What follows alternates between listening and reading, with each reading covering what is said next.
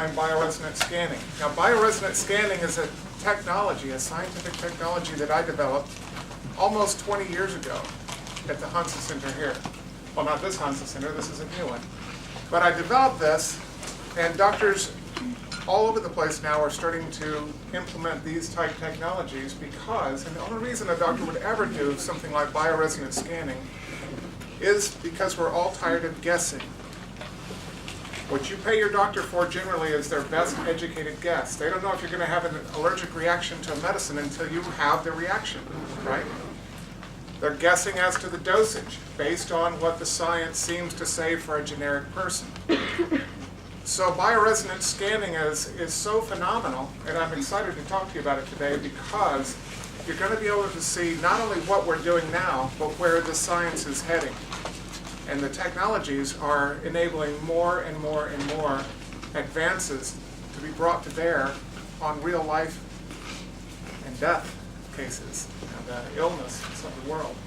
So bioresonance scanning is an offshoot of a lot of different sciences. And you know, it's interesting, when we graduate as doctors, they told us that we're in the top 1/4 of 1% of the most educated people in the world. And yet most of doctoring is still based on guesswork. And right now, 88% of medicine treats only the symptoms. So doctors in natural medicine are trying to quit guessing. We've come up with ways that we can actually access how your body runs itself and really access the computer system of your body to figure out not only what's wrong, but what do we need to do to fix it. And we can know, because of the testing, whether we did it correctly or not. So everyone has heard of DNA, right? We see this double helix that we call deoxyribonucleic acid. This is the blueprint for the body, right? There is so much DNA in the human body that if you lined it up from one human body, if you lined it all up edge to edge, or end to end, I mean, it would reach 744 million miles. That's enough to go from Earth to Jupiter and back. That's a lot of DNA, isn't it? 744 million miles. That each strand of DNA in every cell is 10 feet long. Of course, I think in my body, since I'm 6'7", I think I could probably go from Earth to Saturn and back. I got shorty. Yeah, yours is probably Earth to Mars at least. But we know the DNA is the blueprint of the body, right? We've all heard that it's the blueprint. Now this is like a blueprint of your house. You notice the blueprint, no matter where you go, the same thing for a house is going to look just like this. The blueprint only deals with the walls and doors and windows, the shape of your house, and because of that, you wake up every single day looking like the same person. Anybody here ever wake up looking like somebody else? Yeah, that's before you brushed your hair, right?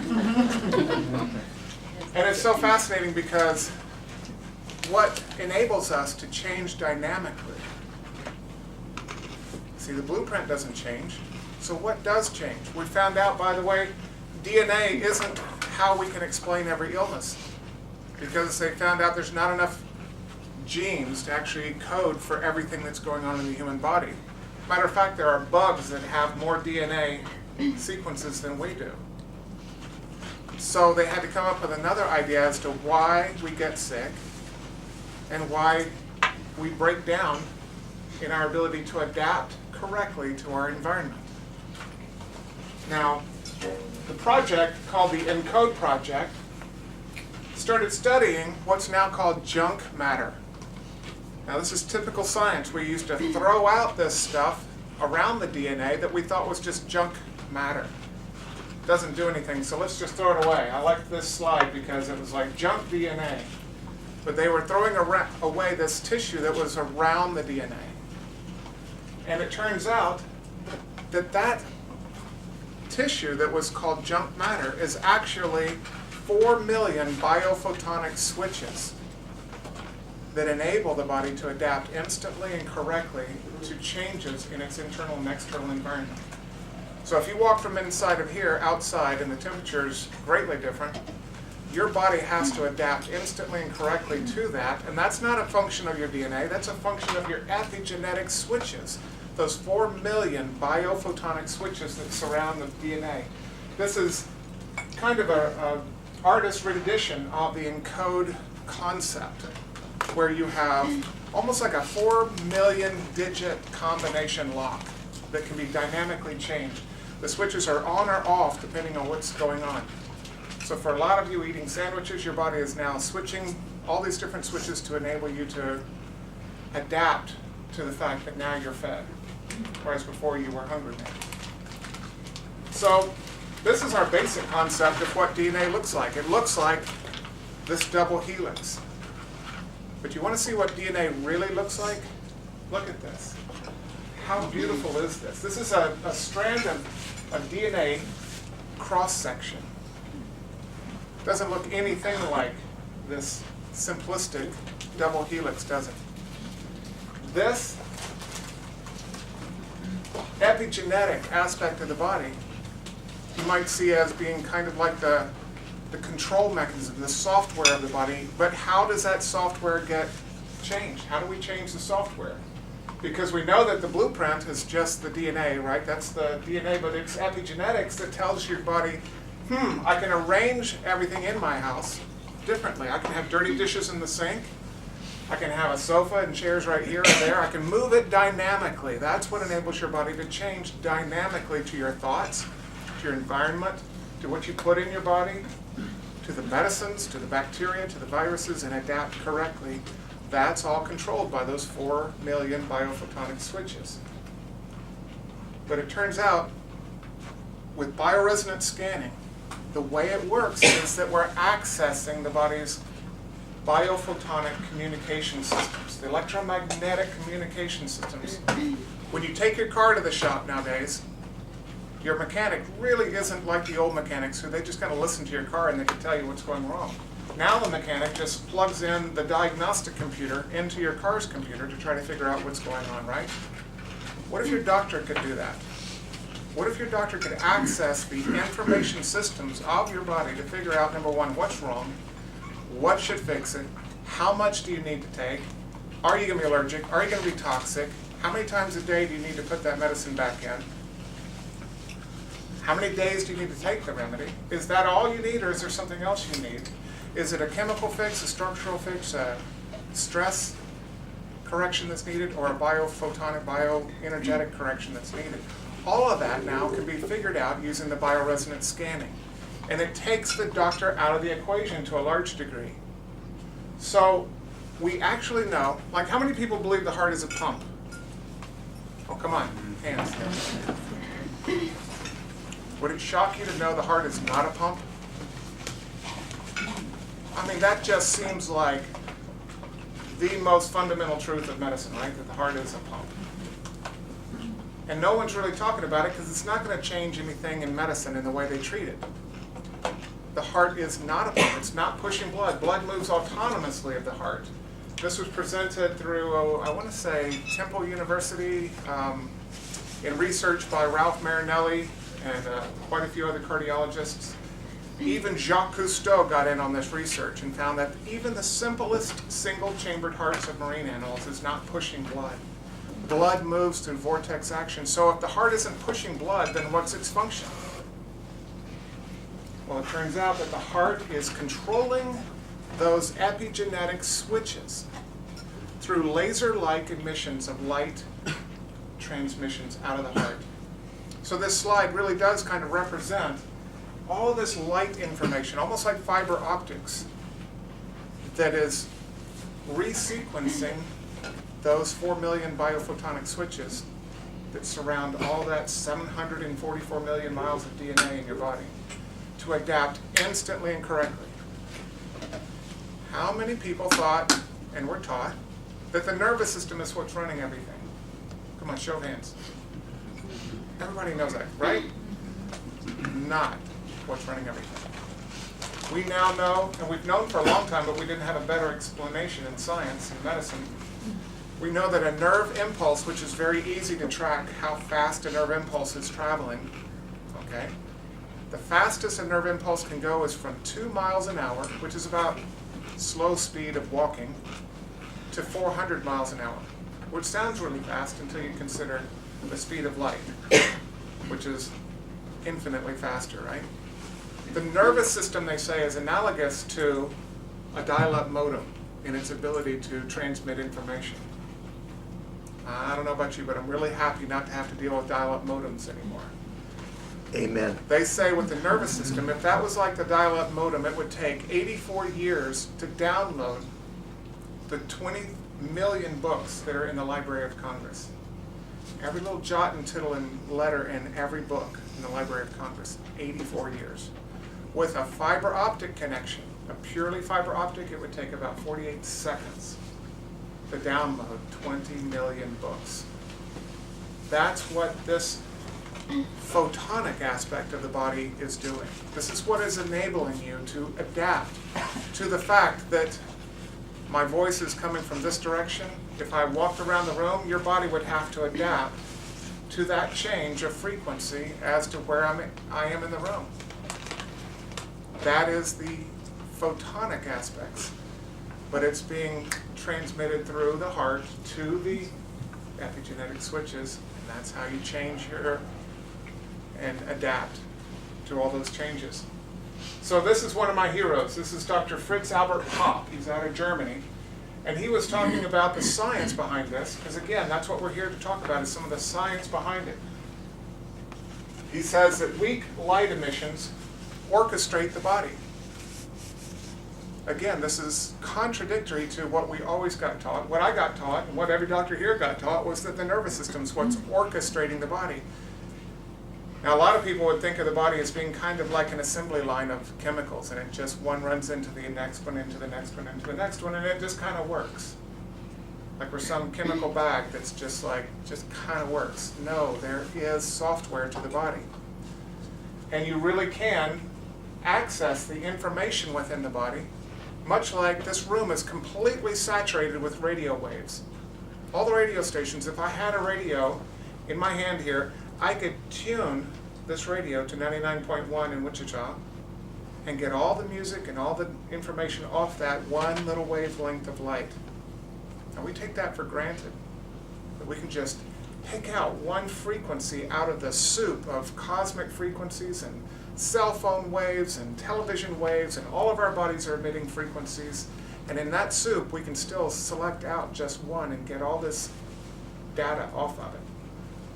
Now, the body is not a whole lot different. We're just a condensation of energy.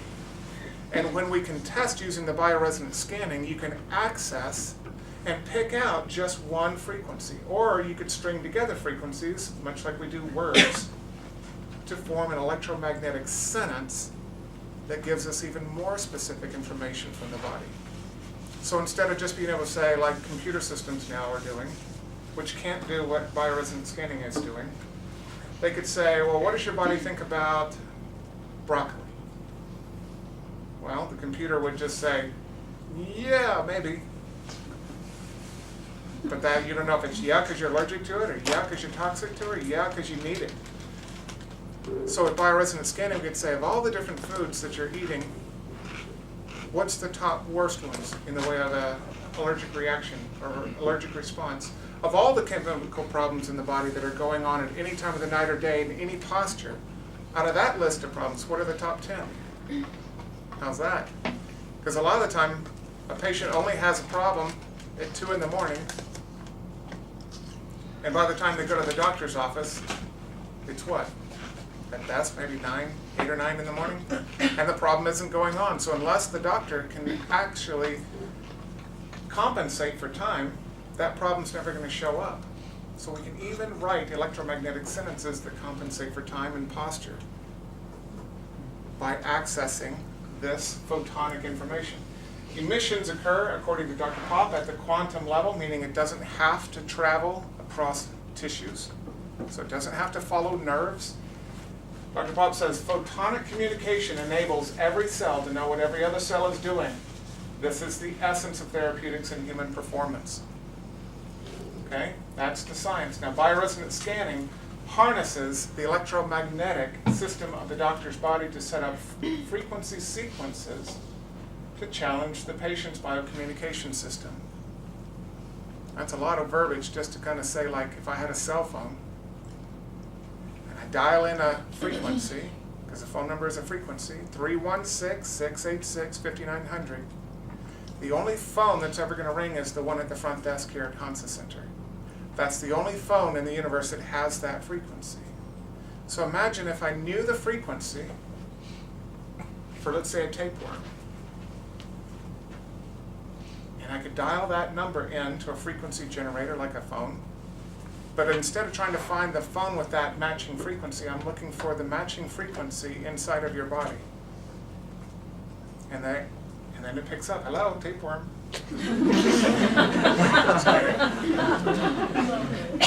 But that's kind of how this works. We're actually frequency challenging the body to see if that frequency exists in the body. So right now, the clinic record is a 12.5-foot long tapeworm. Before that, it was a 9-footer. Before that, shorter and shorter ones, but lots and lots of worms. You know, it's just interesting because there's no way I should find the frequency for what's called Diphyllobothrium latum. That's the Latin name for a tapeworm, unless you had that molecular structure inside of your body. So to do this, our doctors that are using bioresonance scanning use bioenergetic hand modes. We're going to see this in a minute, what this looks like. These are different positions made with the physician's fingers, okay? And they transmit frequencies into the body. When the movement and tension are set up in the tissues, as when the fingers are bent. Now this is research done by other people. This isn't mine. This is actually reported by Dr. Oshman back in the year 2000. But when we bend the fingers and do different positions, what he says is that we are setting up tension in the fabric or matrix and the length of the molecular antenna of the myofascial system, and thereby it sets up different resonance frequencies. Now this is just like what you see our doctors doing, different hand positions. It's not a sign language. Each position represents a different frequency. You know, frequency is just a generic term we use, right? Because it's really, when we do this, it's microamps and wave slope and polarity and a certain amount of hertz. So we just generically call that a frequency. Now this is research reported by Dr. Horowitz in the year 2004. Another mechanism for generating mode energy, the hand mode itself's energy, is the central nervous system impulse, which we call thought, which is itself light or biophotons. To create and transmit it, photoelectrical frequencies from the doctor's hand. In these ways, hand modes, which are frequencies, are capable of selectively stimulating a specific pathology. So what I'm saying is, like, we're creating a frequency and we're looking for a match, if you will, in the patient's body. Now this is an adjunctive diagnostic technique. We can't say this is something that we can say, thus saith me, you have a tapeworm, until the science gets better and better. Probably until it's computerized. Because you know it doesn't exist unless it's a computer that runs it. We are energetic beings, and that's all that bioresonance scanning works off of. And it's working off the polarity of the body. Now this is the best picture I could find for representing the polarity of the body. But basically, polarity is like the negative and positive charge on your car battery. Okay? Our body, being electrical to some degree, is set up on different polarities, as you see on the chart here. So we can crisscross polarities, and anybody who has used jumper cables, where is my jumper cable picture? It's not here. Okay. Anybody who has used jumper cables knows if you put the jumper cables on a good battery and you accidentally touch the other two ends together, you're crossing a negative with a positive, it's going to spark. Our doctors can't spark for you, but the frequency is happening nonetheless with each different change of the hand position. This is what we call the hand modes. So everything emits its own unique electromagnetic signature based upon its unique molecular structure. So going off that tapeworm analogy, I should never find the frequency for a tapeworm unless that molecular structure exists in the body. I shouldn't find bone displacements, as a chiropractor would look for. The frequency of that is even detectable using bioresonance scanning. I shouldn't find emotional frequencies unless you've actually gotten those electromagnetic signatures stuck in the tissues. We can find a whole gamut of information using bioresonance scanning. So if it was a rod-shaped bacterium like this one, it's going to have a different electromagnetic signature than this spiculed one right there. That spiny-looking one. It's going to have a different signature. So every problem in the body sets up its own unique electromagnetic signature. Okay, this is like the information systems of your body. So we could actually do the bioresonance scanning to detect the problem frequency. And then we can actually test using carryover resonance to the correction. So again, it doesn't come down to what I think. It doesn't come down to a protocol, right? What is a protocol? That's some canned treatment. It says, come one, come all. Everyone's going to take these 10 remedies. I mean, why come to the Hansa Center if all I'm going to do is put you on what I wrote in my book? Right? Well, at the Hansa Center, we have over 4,000 remedies. We have all of the best remedies that we've accumulated. And guess what? When we get to test you, it may not even be formulas that I developed. It may be some other doctors. I didn't develop all 4,000 remedies. So we're able to specifically test what's gone wrong all over the body from head to toe, even in the electromagnetic fields of the body, and figure out the specific frequencies of the remedies needed by your body to heal itself. Notice I didn't say the remedies that would heal you, the remedies that will kill the bacteria, the remedy that will kill the parasite, the remedy that has the frequency, almost like software that I'm installing into the patient's body, and the body then can generate the frequencies to kill the parasites. Works so much better than trying to kill it for the body. So, every problem has a frequency. And with bioresonance scanning, we can test to find out virtually any type of problem in the body and the mind. So if you have depression, there's a lot of problems setting that up. That if I could identify everything that's gone wrong in the body, that's what our doctors are looking for. This is why we spend so much time with each patient, because we're not relying on machines to do the work. We're not relying purely on remedies to do the work and supplements. We're literally going through head to toe to find anything that's interfering with your body's ability to heal itself. And we're working every moment to restore God's perfect design of your body. From there, disease falls away. So we're not masters of named diseases, although we were trained in all those pathologies. We're masters of what it takes to restore what is optimum, which is the whole point of medicine anyway, right? Restore what's optimum, not suppress disease. And yet, for all of medicine's hallowed halls and the volumes of medical research that are in the libraries of medicine, 88% of their own, by their own admission, 88% of the medicines and treatments treat only the symptoms. So that allows you to still have the illness underneath that medicine. You just can't feel it. So you can see why doctors that do these kind of techniques are so interested in stopping the guesswork of doctoring. I've seen people even allergic to B vitamins. You know, you sit there and go in as a doctor, really? You're allergic to a B vitamin? How can that be? You need B vitamins. If you can't take B vitamins, then you're dead, because you got to have them. And yet, if I put them on a supplement without testing, they might have a really severe reaction, even to something you would think they would never have a reaction to, like B vitamins. So what is the future of bioresonance scanning? I hate to kind of say it, but it is kind of like the Star Trek medical tricorder. It really is. I am not that much of a Trekkie, although, think about it. Captain Kirk, way back in the 60s, 70s, I'm dating myself. What would he do? He'd flip open this lid and he'd talk into this thing, and people thought it was all sci-fi, right? Now we have that technology. It's cell phones, right? So the technology is advancing. Here's one I found, that's the wireless cell phone heart monitor. Now this is something that remotely can determine what's going on with your heart. I mean, the technology is coming, and there's other Japanese cell phone companies that are developing phones that you'll just be able to put your finger on the touch screen, and it will tell you all kinds of cool things about what's going on inside of your body at that moment.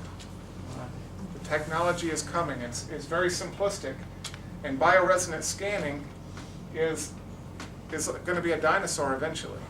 But that's kind of okay as long as the technology goes out there. Because again, what is it, like 990-something thousand people are dying prematurely due to medical accidents and drugs that they took.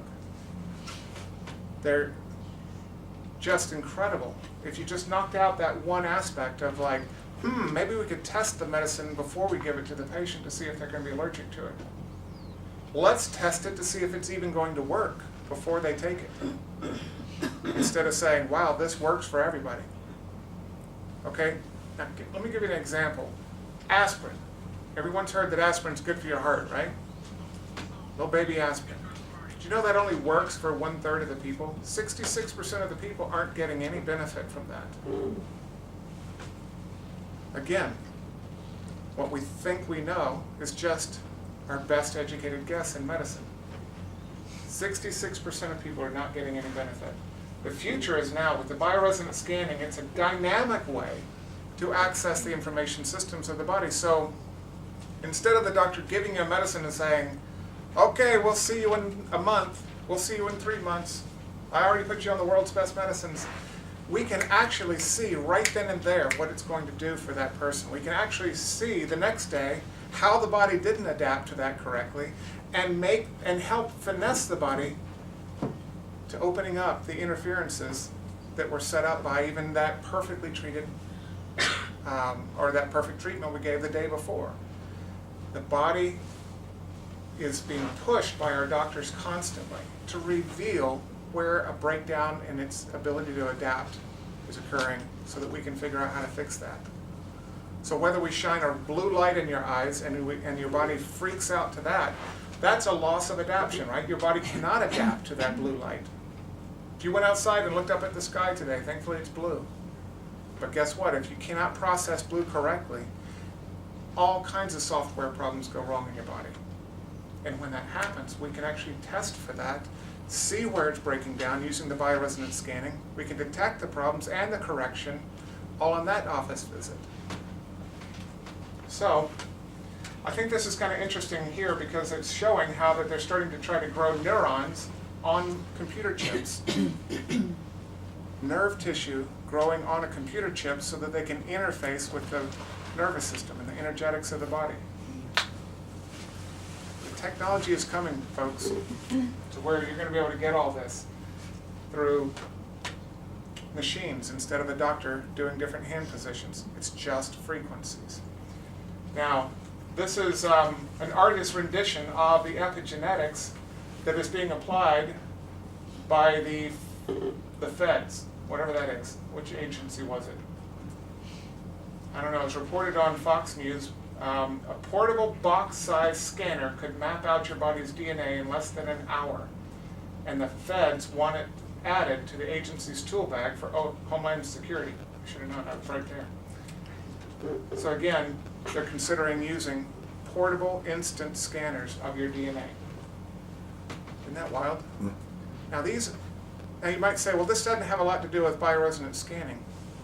But it's a baby step in that direction to where, guess what's coming? That medical tricorder, where the doctor holds this little computerized device in his hand that transmits a frequency into the body, monitors the yes or no of it all, and comes up on the computer screen and says, wow, you have a tapeworm. And these are the possible selections that you would use to fix it. All based on frequencies, not based on blood tests. The nice thing about this is we can generally get the lab test to say the same thing that we find here. You know what the success rate of a lab test in medicine is, conventional medicine? 3%. They only get what they're looking for 3% of the time. The last time I checked, we were at 86% successful. Like if we found the frequency for hepatitis C,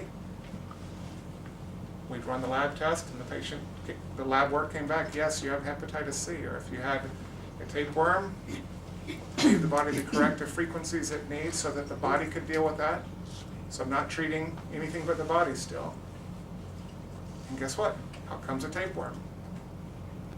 So this is coming. So what does bioresonance scanning do? It enhances every known conventional and natural medicine science.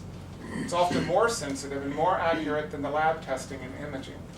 It brings reproducible testing. Now this is a key. A lot of these computerized machines that everyone are all hot on, you put your hand on the little system and it reads your scan. Ask the doc to let you put your hand on again 15 minutes later. It's not going to say anything the same as the first time. Do it again 15 minutes after that. It's going to read differently when you put your hand on the scanner. So my question is, how reproducible is it? Bioresonance scanning, every doctor that does it is going to find the same thing every time. So bioresonance scanning allows the doctor to flow dynamically through the interweaving of structural, chemical, stress, and bioenergetic issues. Those are the 4 ways you can get sick. Every single illness that somebody can experience can only come from those 4 different ways. Structural problems, that's the physicality of your body, the tissues of your body. Chemical problems, such as bacteria, viruses, amino acids, anything you can name, allergies, toxins. Stress-related problems, which everyone immediately jumps to emotions, which is part of it, but there's mental stress, barometric pressure stress, geopathic stress, and enviropathic stressors, inherited epigenetic stressors. All kinds of things fall into that one stress category. And then the bioenergetic issues, really that neurophotonic aspect and the communication systems of your body breaking down. It could be a software glitch. It's not a deficiency of antibiotics, maybe. It's not a deficiency of chemo drugs. It's actually software glitches that are creating whatever pathology is happening. And we get to see such good results and such rapid results that you have to almost, the doctor, you sit back and you go, I don't have an explanation for how that worked. Many times to a patient I sit there and go, wow. When you take somebody that was paralyzed for 10.5 years, couldn't move one leg completely for 10.5 years, couldn't wiggle their toes, couldn't wiggle anything, and with the application of one homeopathic remedy combination, I said, go ahead and lift your knee. She goes like this. And I'm like, was that the good leg or the bad leg? She goes, that's the bad leg. And I sit there and I kind of go, this is supposed to be a demyelinating disease. The myelin sheath that surrounds the nerve is supposedly gone, so how do we get movement if there's no myelin sheath? I don't know. Do I really care at the end of the day? No, not as long as you can move that leg, right? So pain that's been there for 2 years in a young lady that was here just about 3 weeks ago.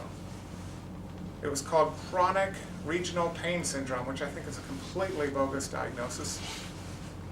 Their answer to that medically was to induce so much pain that theoretically the pain circuits of her body would blow.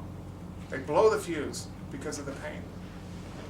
I'm like, let's just torture this girl until her body finally goes, Uncle, I'm not going to give you pain anymore. Just stop. And in 1 hour treatment, all the pain was gone. All the nausea was gone in that same 1 hour treatment that she'd had for 2 years.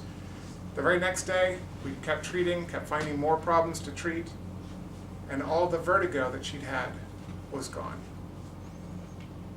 I mean, and this is just in one hour treatment.